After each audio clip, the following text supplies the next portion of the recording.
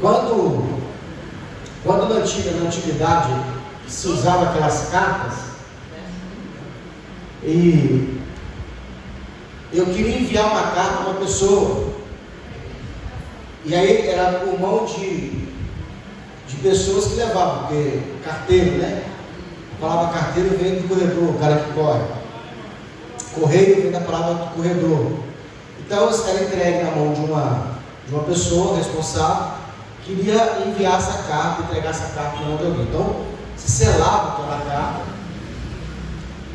O selo serve para quê? Para quem receber entender que não foi violado, né?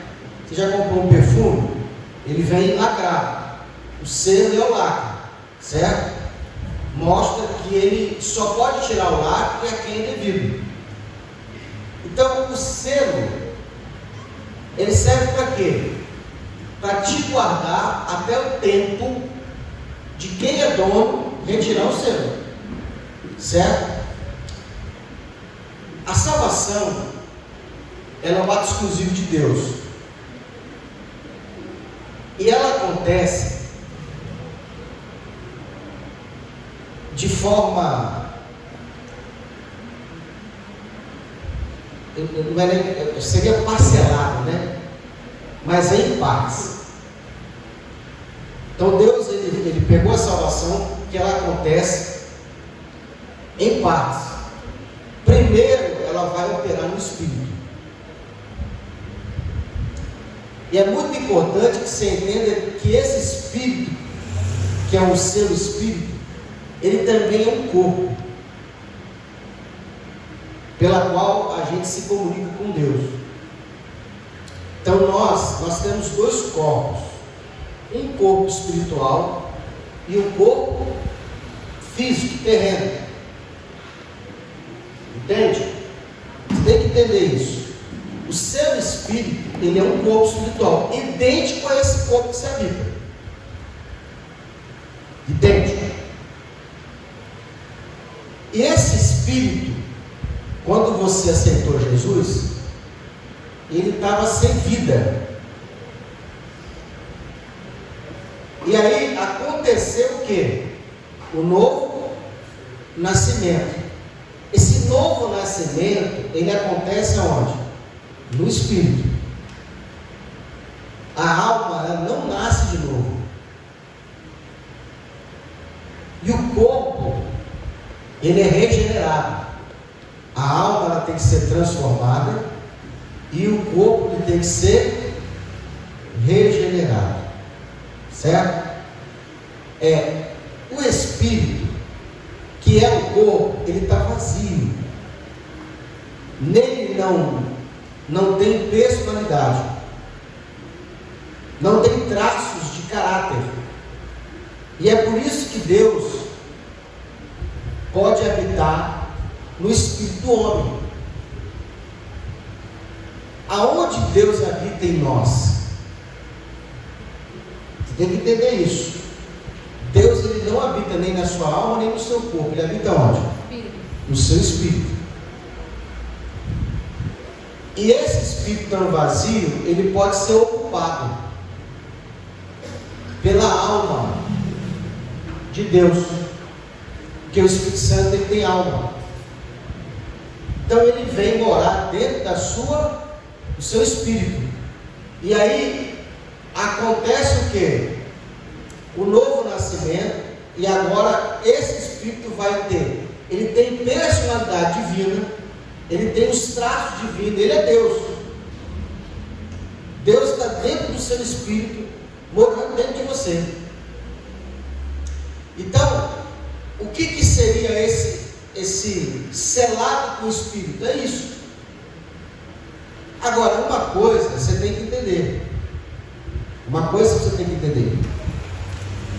Não há a menor possibilidade do Espírito Santo, uma vez que veio para dentro do teu espírito, sair de lá.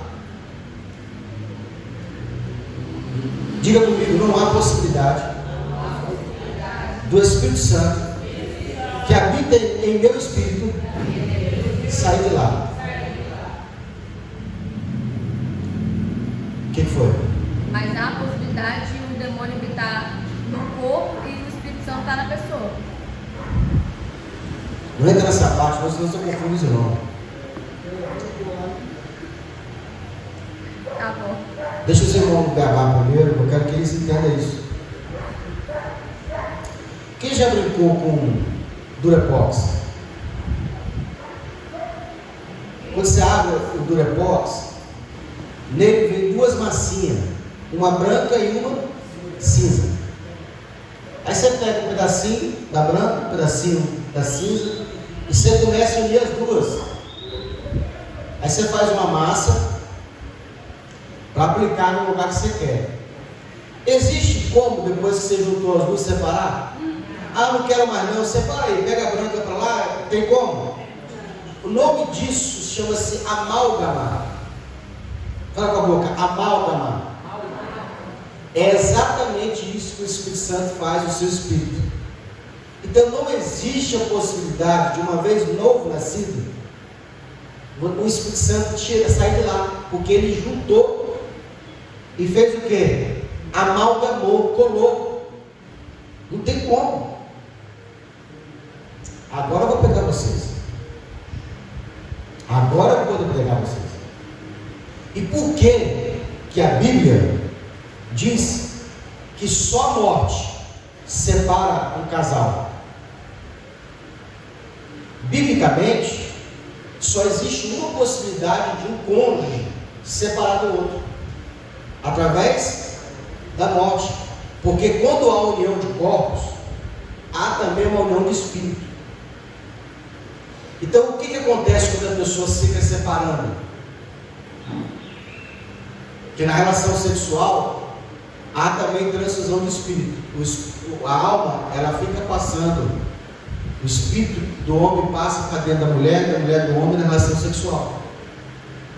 Você vai acompanhar, por exemplo, que já é casado há muito tempo, igual eu, o Marcelo, as pessoas mais antigas, que os 7 primeiros anos é uma tristeza, é uma luta do caramba. Você quer separar, você não dá certo, você fala, casei com estranho, não sei o que eu estou arrumando na minha vida.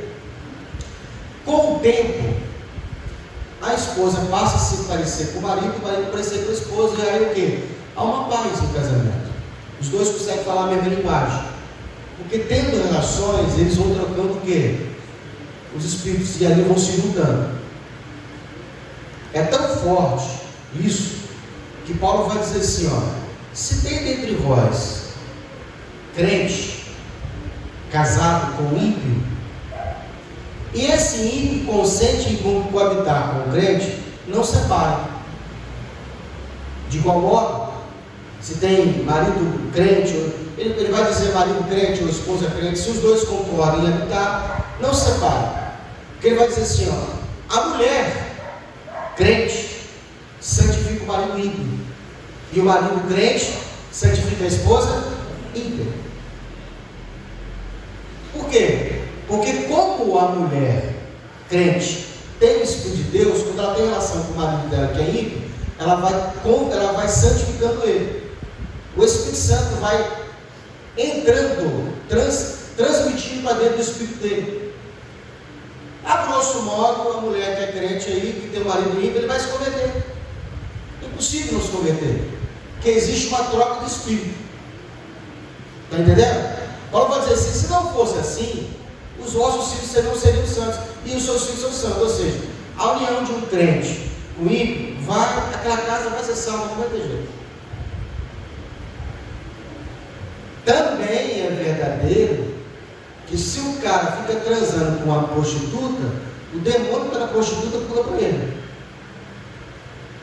Porque o cara colocou a camisinha impediu dele pegar uma doença venérea, mas o demônio dentro dela passa, fura a camisinha. A camisinha segura o demônio dela. Agora você imagina, geralmente essas mulheres que fazem programa, elas estão cheias de demônio. Porque muitas delas, para poder ficar ali na noite para transar com 10 homens, tem que estar à base de cocaína, à base de muita bebida, vive depressão. As 10, 15, 30 mil por mês, mas vive depressão. Não tem uma vida legal. Agora você imagina uma mulher, ou um homem também, que tem vários parceiros. E aquela pessoa que fica tendo relação com outra, fica pegando chega um ponto que a pessoa não sabe quem ela é mais. Ela fica cheia de problema emocional, psicológico, comportamental. Por quê? Porque ela perde a identidade dela, não sabe mais quem ela é. Então Paulo está falando assim: nós somos selados com o Espírito da promessa. Então, digamos que a salvação que vai acontecer por completo, ela acontece em etapas. Começa no Espírito. E agora a segunda parte é o quê? Passar para a alma. E a finalização é o corpo. O problema é que a gente viu alguém citar Jesus ontem, e amanhã já dá o kit crente para ele. Ó, vem amanhã de roupa de crente, toma aqui, passa na troca de calça, não vem de bermuda, tira os brincos, porque você quer mudar as vestes dela no exterior, se o Espírito Santo ainda não trabalhou dentro do interior dele. A gente que está aqui há mais tempo, ainda tem coisa que não saiu ainda. Tem uns negócios que não saem fácil, já percebeu? Demora um pouquinho para sair. Agora, a igreja vê essa pessoa que aceitou Jesus ontem, e como ele não consegue ver nela traços de salvação, o que ele fala? Vai para o inferno. Ó, bate só vez passada, voltou a fumar.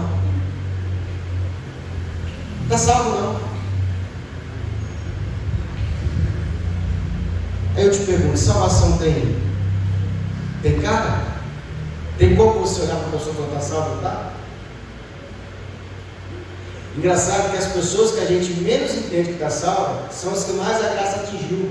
Porque para ser salvo tem que não merecer. Se você olha para ela e você acha que ela merece, ela não poderia ser salva pela graça. Vocês têm que entender isso, irmãos. Vocês têm que falar isso todo dia com vocês. A graça só pode atuar na vida da pessoa se ela não merece. Se há uma possibilidade da pessoa merecer, ela não pode ser salva pela graça. Qual é a qualificação para eu ser salvo pela graça? Não merecer.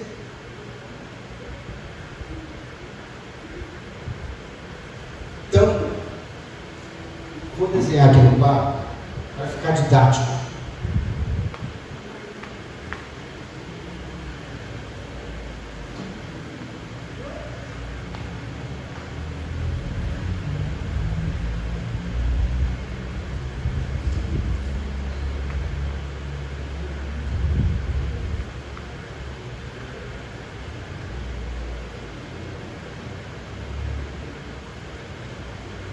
A salvação em 3 tempos.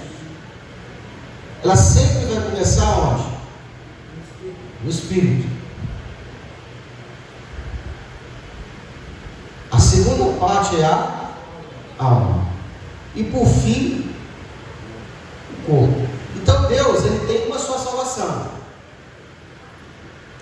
Deus, ele tem uma só, que acontece em 3 tempos. Ó, passado, presente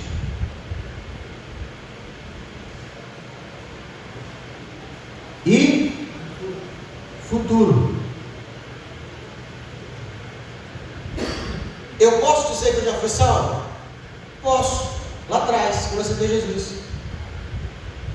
Eu fui salvo no Espírito. Eu posso dizer que eu estou ainda me salvando? Pode, na alma. Porque todos os dias a sua alma precisa estar morrendo e sendo salva. Eu posso dizer que no futuro serei salvo? Sim, no corpo. Porque ninguém ainda recebeu a redenção do corpo. A redenção do corpo ela vai acontecer no arrebatamento. Quando a igreja for arrebatada, Paulo vai dizer assim, ó: em um piscar de olhos. Não é o arrebatamento que vai ser em piscar de olhos, não. O que é em piscar de olhos será a transformação do corpo. O corpo que nós vemos hoje, ele vai ser revestido de um corpo imortal. Na verdade, a imortalização leva 40 dias. Quantos dias? 40 dias para você ser imortalizado. A glorificação acontece depois da imortalização. Ninguém pode ser glorificado se antes não for imortalizado. Então, a salvação, ela sempre vai acontecer em 3 tempos. Isso aqui, se você gravar, já vai fazer muito sentido. Eu estou sendo salvo, eu já fui salvo no passado, no Espírito. Por isso que eu sempre falo, você já foi salvo. Não tem como descolar o Espírito lá. Você já tem a vida eterna. Que você tem que perguntar assim: qual vida Deus tem? A eterna ou a temporária? Tudo que Deus faz, Ele é eterno. Tudo que envolve o âmbito de Deus está na eternidade. Então, a vida que Deus te dá, ela é temporária ou eterna? Eterna. É até enquanto você peca ou não tem arrependimento? Não existe. Irmão, a gente tem que falar isso aqui, a gente tem que estudar isso aqui, a gente tem que desgastar isso aqui para você não ter dúvida. Daqui a pouco alguém por lá, você vai falar que a pessoa perdeu a salvação. Ela simplesmente vai acordar com o boleto para voltar para pagar. Alma. A alma, ela é salva onde? Presente. Hoje está salvando a sua alma. Que a alma, como que eu salvo a alma? A salvação do Espírito, ela é pela fé.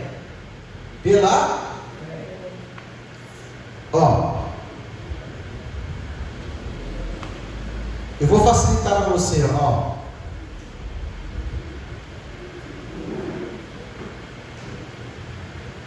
O que é o Espírito? O que é o Espírito? Um corpo. O que é o corpo físico? Um corpo. Diga comigo, o Espírito é um corpo. O corpo físico é um corpo. Esses dois aqui, quem salva é Deus. A alma é você. A alma, ela não é física. Ela é essa aqui que você tem que salvar. Entende? Por que Deus salva o Espírito? Porque é dele, ele que construiu. Deus fez os dois. Ele fez o corpo espiritual e o corpo físico. Por isso que ele salva. Então, na salvação, a única que você tem parte é aqui. Como que eu salvo o Espírito?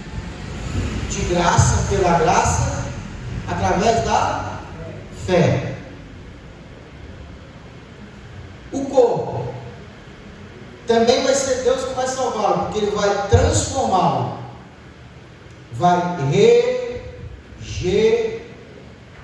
regenerar. Agora, como é que é salvá-lo? Pela transformação do entendimento que é através da palavra. Quem tem computador em casa, dentro do computador tem uma HD. Quando você compra um computador novo, ele vem com um programa original, o Windows, XP, Linux, o programa que vem nele. O celular também tem isso aí. Aí você comprou lá o computador, ele está novinho, está filé, tudo, né? É rápido, veloz. Passado um tempo depois do uso, o computador pegou vírus. E agora ele começa a fazer umas coisas sozinho, ele abre a tela sozinho. E você percebe que você dá um comando, ele não obedece. Aí você leva para o cara para o técnico, fala: pai, esse computador não está legal. Aí o cara fala: tem que formatar. O que é formatar? O cara tem que falar assim: o programa original, ele está corrompido. Nós precisamos agora gravar o programa original. Eu tenho um programa original que eu comprei, eu tenho ali a licença. Então eu preciso apagar o que está aí dentro e colocar um programa novo, sem defeito. Que na verdade ele não vai apagar. Ele vai fazer o quê? Gravar por cima. Então, o que acontece quando a gente é salvo? A gente tem lá dentro da gente, na base da gente, o programa original. Porém, o pecado veio corrompendo o programa original. E agora, Deus dá um comando para você fazer uma coisa, você faz outra. Deus fala para você ser fiel, você trai. Deus pede que você seja honesto, você rouba. O que Deus precisa fazer? Precisa desgravar o programa original. A alma é isso aí, é o HD. Então o que a palavra de Deus ela faz? Ela reprograma originalmente o que era em Adão. Então quando você nasceu debaixo de pecado. E aí você aprendeu, os homens aprenderam que ser homem tem que ter mais da mulher. Quanto mais mulher você pega, mais homem você é. É ou não é verdade? Aí você se converteu, veio para a igreja, e aqui você aprendeu que homem de verdade só tem uma mulher. Esse novo comando vai entrando dentro da sua alma e vai fazendo o quê? Vai reprogramando você, voltando ao estado original. Então, o cara que entrou aqui ontem, ele está com o HD dele, que é a alma dele, corrompida. E é por isso que ele tem defeitos, ele tem vícios, ele tem comportamento que ele não quer ter. A palavra de Deus, ela vai agir dentro do seu íntimo. Lá dentro do programa original, vai mudar isso aí. Agora, isso não acontece da noite para o dia. Isso tem que ser o quê? Devagar, paulatinamente. Você vai errando, o Espírito Santo vai gravando, até que ele consegue mudar. Opa! Você vai entendendo. Olha o que a Bíblia diz: conhecereis a verdade. E a verdade? E o que é a verdade? Uma pessoa. Segundo, a verdade é a realidade. Diga comigo, a verdade. Ela é a realidade. Eu vou explicar por quê. Todo pecado ele está debaixo de engano. A pessoa, por exemplo, o marido, o homem, que ele tem um caso extraconjugal, ele não sai assim, vou pegar outra, minha mulher vai descobrir, não estou nem aí. Ele quer fazer o quê? Escondido. Porque na cabeça dele, ninguém vai saber. Engano. O problema é que ele não sabe, todo mundo sabe, só ele não sabe que os outros sabem. Porque tem os camaradas na empresa que são casados. E eles traem as mulheres dele. E eu nem trabalhar e sei disso. Ah, pastor, porque sua esposa trabalha, ela sabe. Mas por que minha esposa sabe? Porque a fábrica toda sabe. Então o que é o pecado? Engano. O pecado ele vai te enganando. Você vai acreditando que aquilo ali é benéfico, que aquilo ali não vai dar em nada, até que você entende que tem consequência. A consequência é a realidade. Então, quando você conhece a realidade, que aquilo tem um trauma, aquilo tem uma consequência ruim, aquilo te dá problema, aquilo é caro, o que você fala? Puxa, esse troço não. Conhecereis a verdade, e a verdade os libertará. Então a alma, ela é salva através da programação.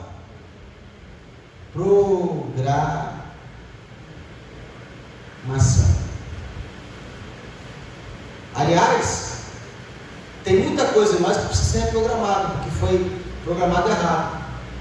Eu estou estudando uma matéria agora sobre crença limitante. Tem gente que não prospera porque tem crença limitante.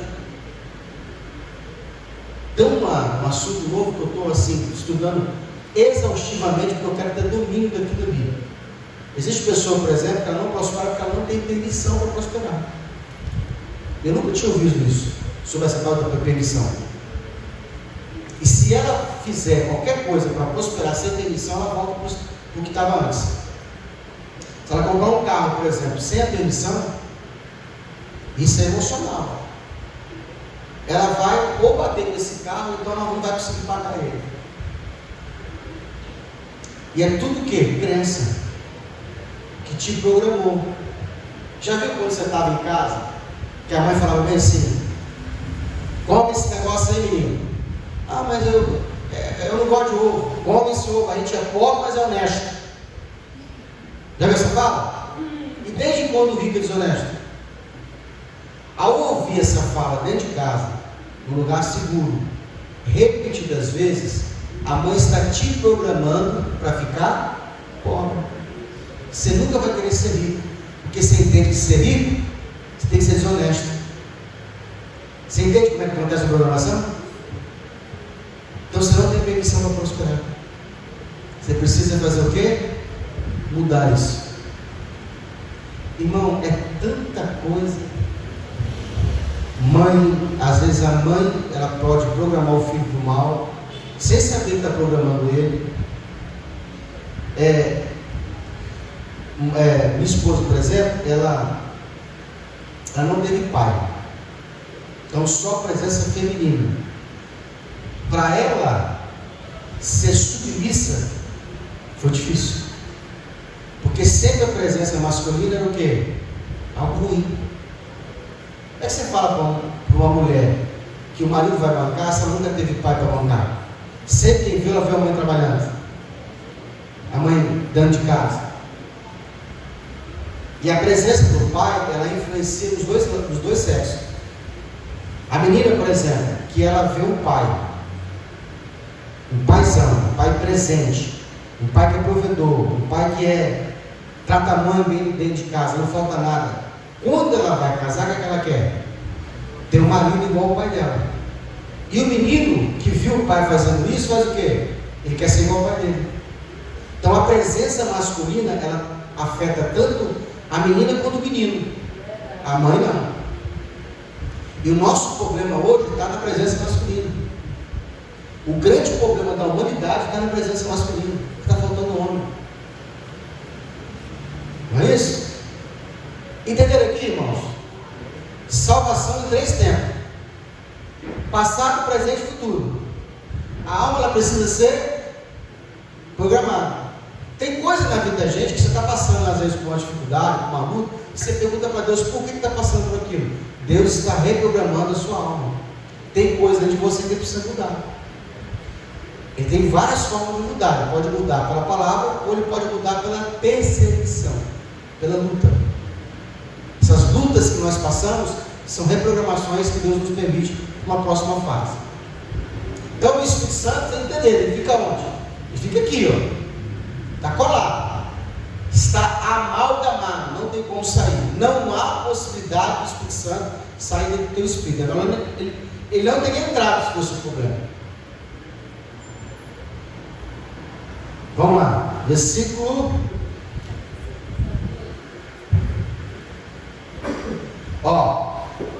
O qual é o penhor da nossa herança, para a redenção da possessão de Deus, para louvor da sua.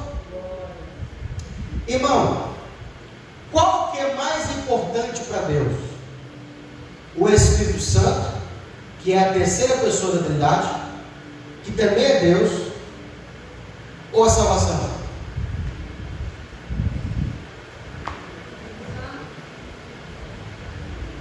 Está me perguntando?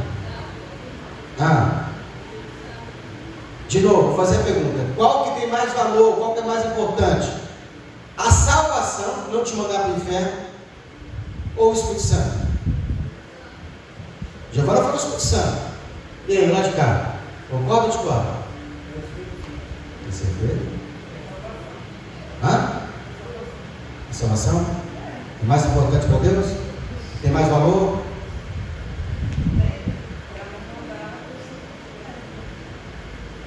Vocês entenderam a pergunta?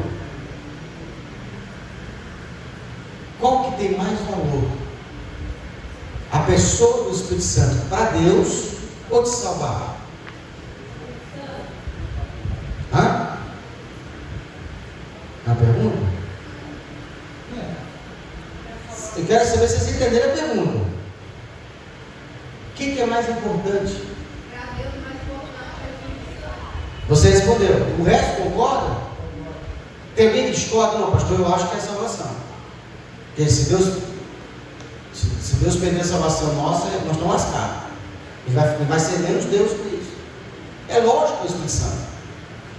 É a terceira pessoa da Trindade. Existe coisa mais importante para Deus do que o Espírito Santo? A Trindade, os filhos. Se é tão importante, e ele para provar para você que ele já te deu a salvação, ele te entregou o Espírito como garantia. a prova de que você está salvo, você não vai se perder, eu vou te entregar meu Espírito. Paulo está comparando o Espírito Santo com uma joia de grande valor. Quando você vai no banco e você penhora alguma coisa, geralmente a penhora ela é avaliada, por exemplo, você vai pegar um bem, tem como você pegar dinheiro no banco a juros baixíssimo, desde que você deixe um bem com garantia.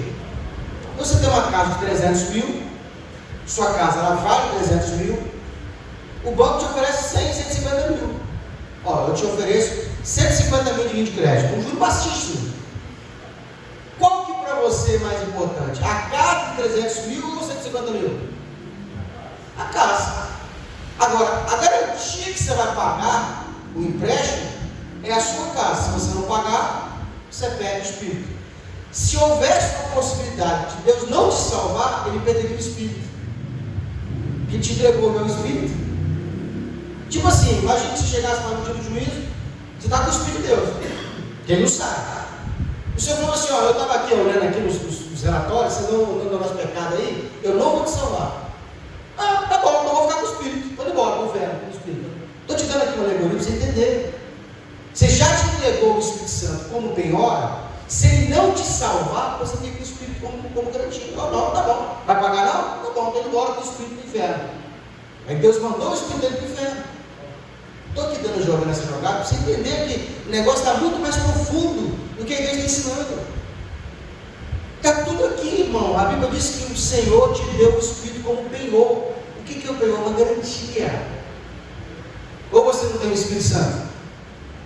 Entendeu? Aí os pastores, para poder botar dúvida em você, falam que quando você pega a salvação, você pega o Espírito. Fala ou não fala? Aí você vai lá na Cracolândia, faz um culto lá, e você vê um monte de gente procurando, o ministério falando, profetizando e revelando. Ué, ele perdeu o Espírito. O cara fala em mim, o cara fala, o cara revela, o cara tem vontade de voltar, Deus falou com ele. Irmão, faz um culto na Cracolândia, você vai ver um monte de gente que está com intimidade com Deus, que está ali no fundo do poço.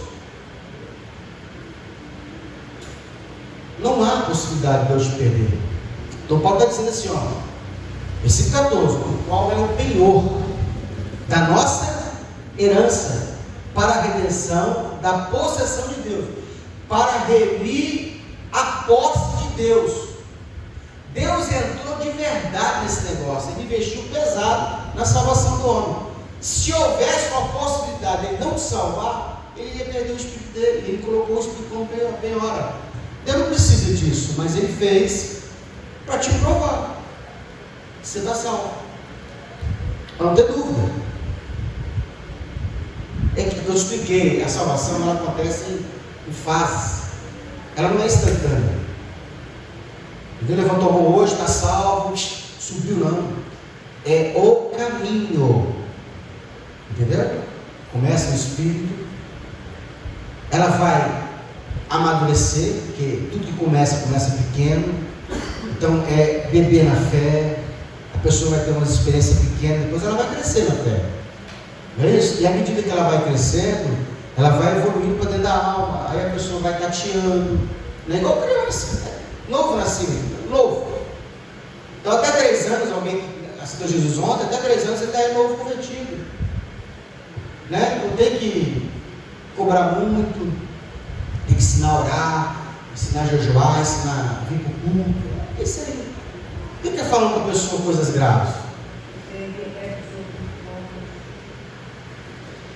Versículo 15: pelo que ouvindo eu também a fé que entre vós há no Senhor Jesus e nosso amor para com todos os santos, não cesso de dar graças a Deus por vós, lembrando de vós nas minhas orações, para que o Deus de nosso Senhor Jesus Cristo, o Deus de nosso Jesus Cristo como homem tem Deus, e o Cristo como Filho tem um Pai. O Pai da glória vos dê em consentimento o Espírito da sabedoria e da revelação. Tendo iluminado os vossos olhos, os olhos do vosso entendimento, para que saibais qual seja a esperança da vossa vocação, os quais a riqueza da glória da sua herança nos santos, o qual a sobreexcelente grandeza do seu poder sobre nós, os que cremos, segundo a operação da força do seu poder, que manifestou em Cristo, ressuscitando dos mortos e pondo à direita os céus, acima de todo principado, e poder, e potestade, e domínio. Vendo as categorias de autoridade no céu? Isso aqui são tudo patente. Principado, poder, potestade, domínio, de todo nome que se nomeia, não só neste século, mas também no vindouro. E sujeitou todas as coisas aos seus pés, e sobre todas as coisas o constituiu como cabeça da igreja, que é o seu corpo, a plenitude daquele que cumpre em tudo e todos. Capítulo 2, a salvação é pela graça, e vos vivificou, estando vós mortos em ofensas e em pecados, que no outro tempo andaste segundo o curso deste mundo, segundo o príncipe das potestades do ar, do espírito que agora opera nos filhos da desobediência. Existe um espírito que opera no ímpio, para que ele desobedeça. O ímpio não consegue obedecer, ele está debaixo de um principado, de um poder maligno, não pode esperar muita coisa dele. O crente, ele está em fase de purificação. Se você entender isso, você amadurece rápido. O que mais Deus quer de você é que você obedeça, e o que menos você quer fazer é obedecer a Deus. É muito difícil obedecer, porque para obedecer a Deus você precisa negar a sua carne. E existe uma máxima nas pessoas, dentro de nós, que você não quer matar a sua carne, você quer que a sua carne seja poupada. Sobrevivência. Você não quer negar ela, né? Isso aí é uma disciplina, você tem que ir aos poucos dando ordem para ela, para você negá-la. Versículo 3: entre os quais todos nós também antes andávamos nos desejos da nossa carne. Vem aqui? Sua carne tem desejo. E por onde esse desejo vem? Pelas 5 portas. Dentro de você tem 5 portas pela qual entram os desejos. Você sabe qual é? Ouvido, olho, os sentidos, né? Tato.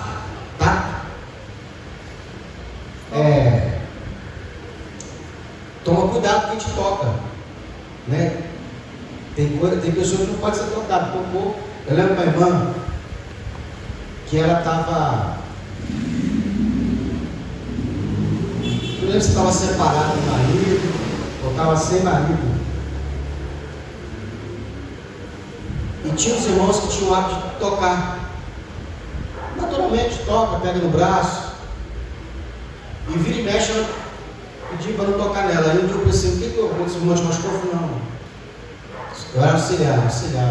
Os irmãos não sabem a maldade que faz. Eu estou numa situação onde me toca. Ela falou, porque se me tocar, o desejo vem. Talvez a linguagem do amor dela seja o toque, né? Então, para ela era muito perigoso ser tocado. Então não é bom. Por isso que mulheres que eu não conheço não tocam. Está lá ou está? Né? Porque eu não sei como é que está lá dentro.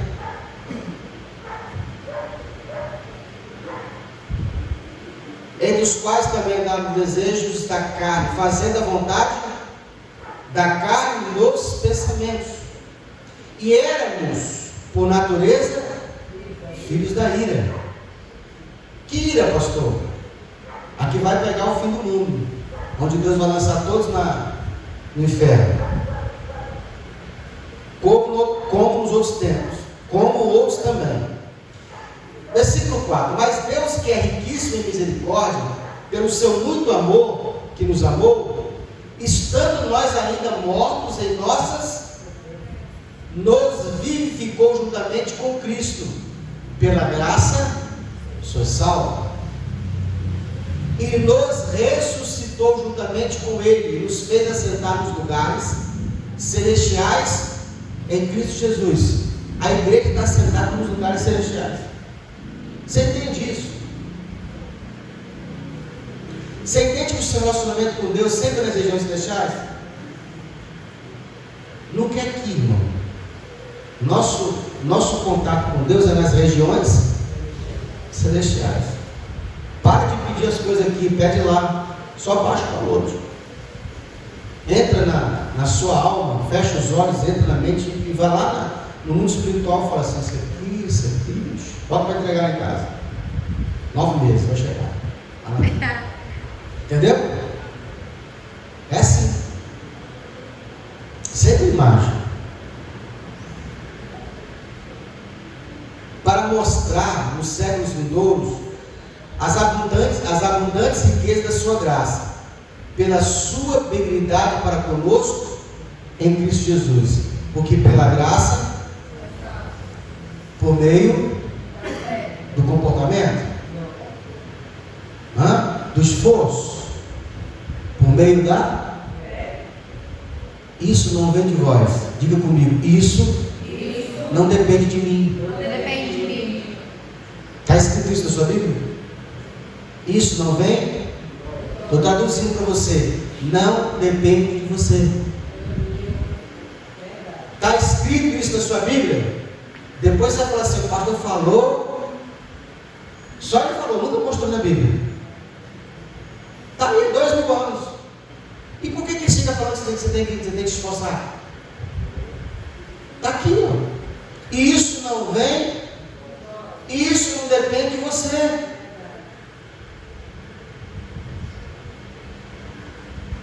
Agora é a melhor parte. É um presente. É um dom. É um presente de Deus. Presente você não tem que pagar por ele, isso é presente. Não faça agora não, depois que você é crente, toma. Deu um terno para o rapaz, ele desviou e queria tomar o terno dele. Deus não é assim.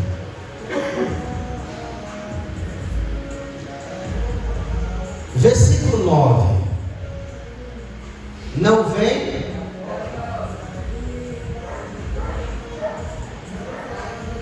vem das obras. Para quê?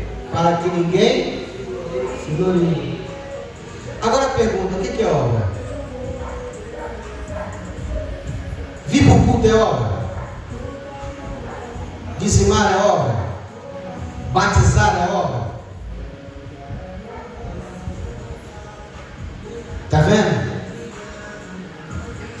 Tudo que envolve obra não pode ser salvação. Envolver o esforço humano é obra.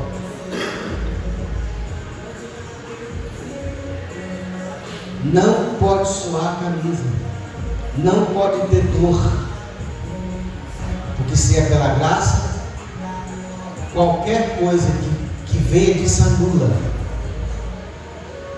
Existem pessoas que querem ser salvo pela obra, ele quer se esforçar. Quando ele faz isso, ele anula a graça de Deus.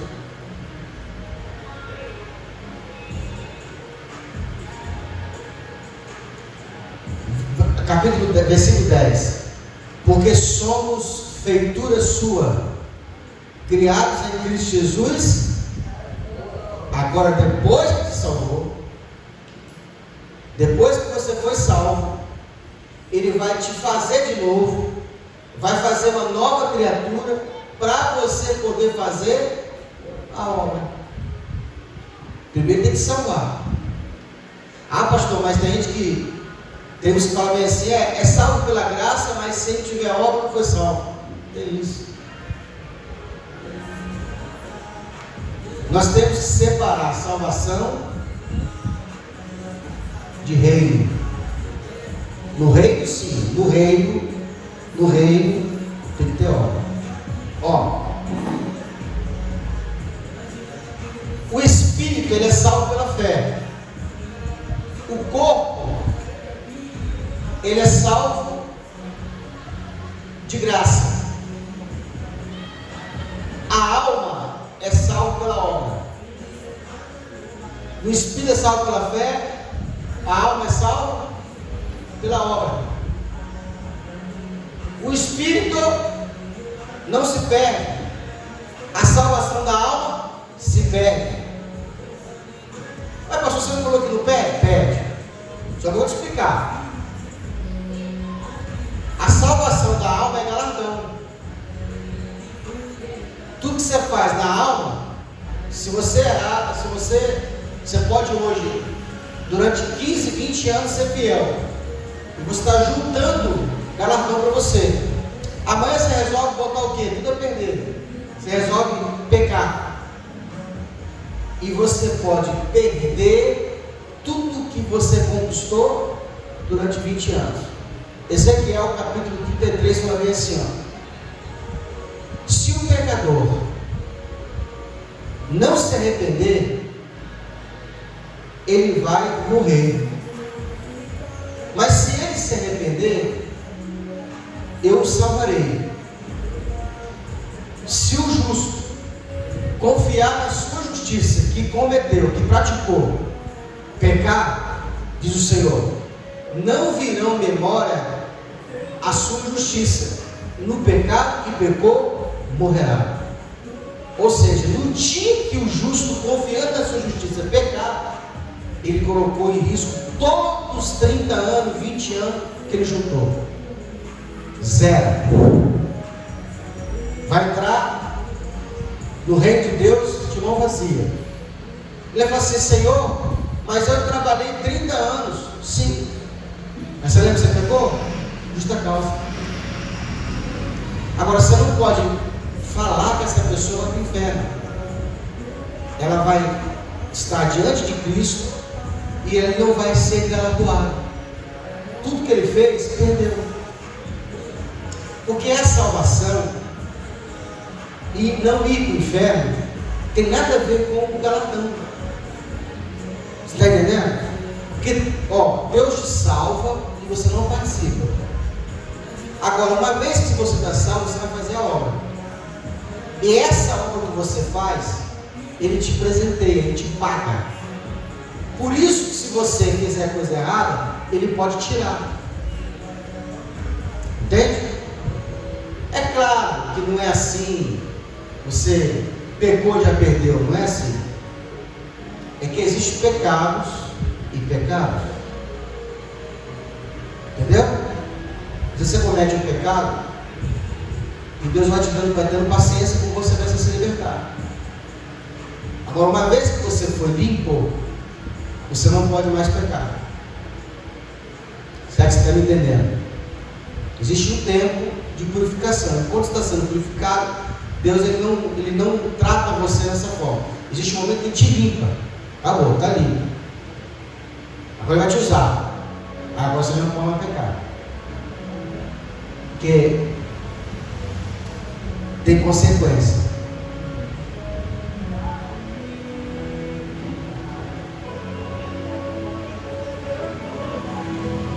Porque somos feitura sua, criados em Cristo Jesus, para as boas obras, os quais Deus preparou para que andássemos nelas. Então Deus te preparou para que você ande nela.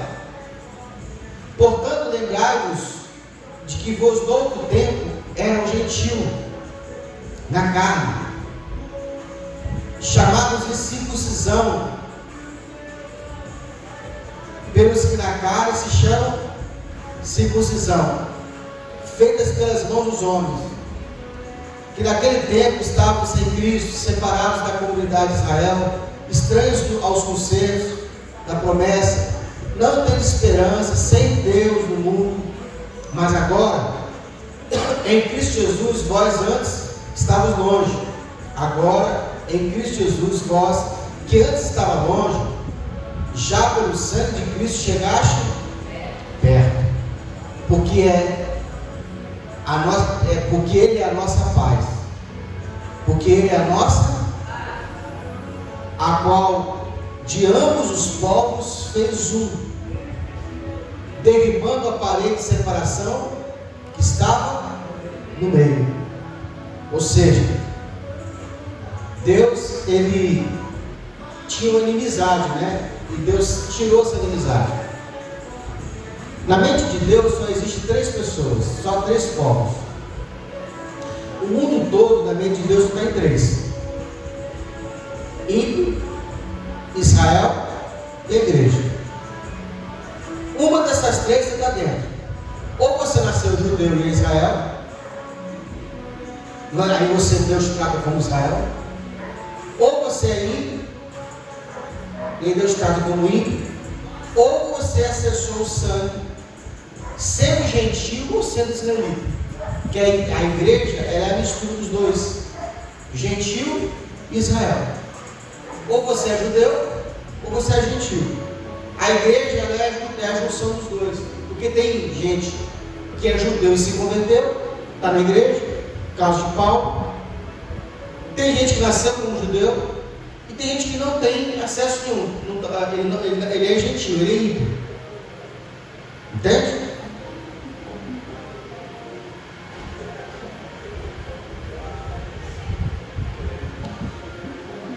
Porque Ele é a nossa paz, o qual ambos os 2 povos fez um, derribando a parede de separação que estava no meio.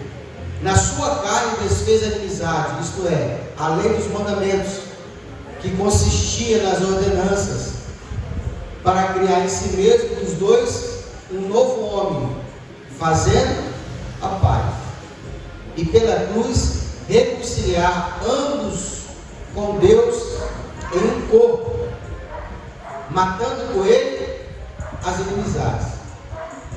E vindo, ele evangelizou a paz a vós que estavam longe e os que estavam perto, porque por ele ambos temos acesso ao Pai, em um mesmo Espírito. Está vendo? O que nos liga a Deus é o Espírito Santo. Amém. Se empolgou, né? Assim que já não sois estrangeiro, nem forasteiros, mas concidadão dos santos da família de Deus, edificados sobre o fundamento dos apóstolos e dos profetas, de que Jesus Cristo é a principal pedra de esquina, no qual todo edifício bem ajustado cresce para templo santo do Senhor. Paulo comparando a igreja com um edifício, onde Cristo é o quê? A fundação. Cristo deve ser a fundação, a base. A sua fé tem que estar baseada em Cristo. Não confia na sua força, confia em Cristo. Do qual também vós juntamente sois edificados para a morada de Deus no Espírito. Viu? Deus mora dentro de você. Habita em você. Aonde Deus está? No seu espírito. Não está na sua alma, não está no seu corpo. Aonde o diabo entra quando ele entra nas pessoas? No corpo. Né? De cada do corpo, perturbando. Porque o corpo também é uma morada. O nosso corpo, ele é também uma casa. E tem cômodos. Nosso corpo para a alma tem cômodos. Por isso que o demônio ele vem e se esconde. Você vai expulsar o demônio, às vezes você fala assim, sai dele, em nome de Jesus. Aí a pessoa parece que ela não está mais com o demônio. Aí você fala assim, está escondido aonde? Ele vai e se esconde no pé, se esconde nos cômodos, escondido, entendeu? Uma vez eu fui expulsar um demônio e a menina estava grávida. E eu falei bem assim, sai dela em nome de Jesus. Ele saiu dando festa. Cara, assim, ele obedeceu. Você mandou sair dentro dela, saiu, fiquei dando festa. E eu falei assim, está lá dentro desse miserável. Aí eu tive que descobrir que ele estava dentro da criança. Eu não sabia que estava grávida. O demônio ele é legalista, ele pega uma brecha. Então você tem que falar, sai dela de todas as partes, desde a mente ao subconsciente, todas as partes do corpo dela agora, e não volte mais. Aí ele sai, ele sempre entra pela perna e sai pela perna.